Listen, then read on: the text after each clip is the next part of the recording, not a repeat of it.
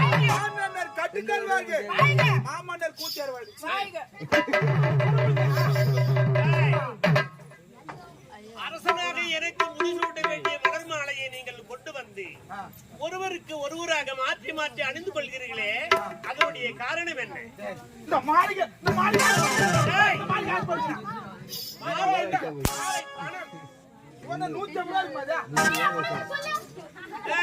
அது மாலையா இல்ல வேறாவது பொருளா? கையிலே பூமாலை அகப்பட்டது போல் இருக்கிறது.